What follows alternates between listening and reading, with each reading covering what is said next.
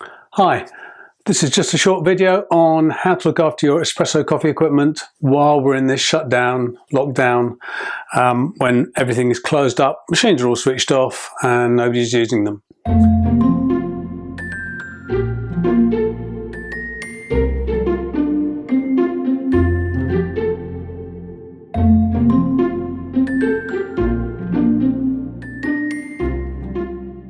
My name is Chris Hamlet. I run the Flying Coffee Company where we supply espresso equipment like this and a whole range of coffee products.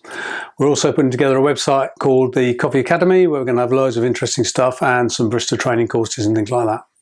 But meanwhile, let's have a look at keeping your espresso machines happy. So why do we need to keep them happy?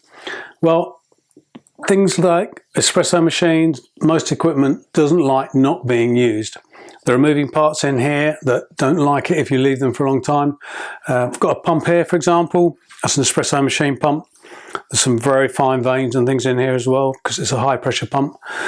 And it's a bit like the old central heating pump.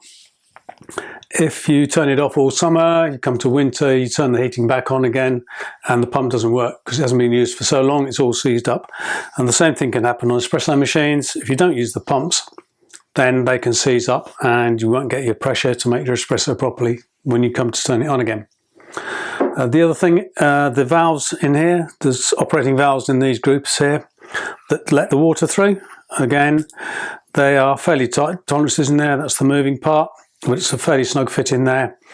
And if it's got dirt and coffee in there, it can all dry out, seize up, and then they're not going to work, so again your groups aren't going to work properly. On that note, before you can turn the machine off, I hope you gave it a really good back flush and clean with some bully calf powder like that. You should have given it a really good clean because you do need to make sure that all the dregs and the coffee in this group head have been cleaned out properly.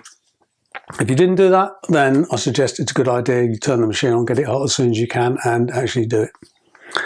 So the machine's off, it's been left for a while. I assume you're going into the coffee shop or restaurant once a week just to keep things happy, just make sure everything's secure, probably more often than that. But at least once a week, turn your coffee machine on. Just switch it on. If you've isolated it, which you should have done from the mains, make sure the water's on, which is usually underneath the machine somewhere, and the power's on as well. Just switch it on, let it get ready. It's starting to heat now, but we don't need to let it get hot, just to exercise everything inside. So as soon as it's on, if you press this free flow button here, or the free flow button on your machine, that's operated the valve here. It's also started the pump to pump the water through as well. So if you operate that, say 2, 3 times, 3 or 4 times, just keep everything moving nicely.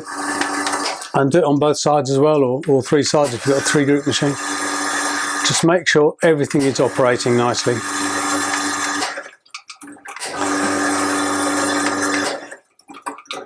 And that should do as a quick run through just to keep everything moving. It's worth letting the machine get hot every now and then. Just let it build up to temperature, operate the valves here, steam valves, water valves. And while you're doing that, just drain off a few litres of water as well. That'll help to replenish the water in the boiler and keep it reasonably fresh for when we start up again. Having done that, that's all you need to do. Switch the machine off, make sure the power's off at the wall, turn the water off underneath again, so that everything's isolated. One last thing you can do in the machine, the waste pipe usually goes down to a drain or into a bucket. And hopefully you've emptied the bucket, otherwise that will start smelling a bit.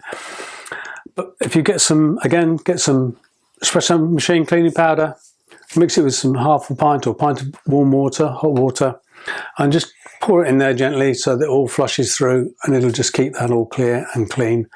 And again, when you're running these groups, the water draining away will just keep everything damp and moist, because the last thing you want to do is let it all dry out and whatever's in there go crusty and hard and go solid.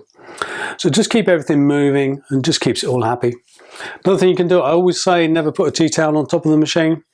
These machines are designed to have air flowing through them, and putting tea towels on the top's a bad idea. But while it's off and cold, yeah, by all means cover it up. Keep the dust out of the cups. The only thing is your grinder. Hopefully you've emptied all the beans out of here. They'll have gone stale by now anyway, so there's no point in keeping them. And run the grinder until no coffee comes out of it. And perhaps every once a week, just switch it on, give it a little run through, just to keep everything moving again and keep it all happy. And that should keep your machine happy as well. So we're going to do another video when it's looking like we're all going to get up and running again on how to check your machine through once it's all, I say, up and running. We can check the pressures, coffee settings, the grinder settings, things like that. So we're going to do a video on that as well later on.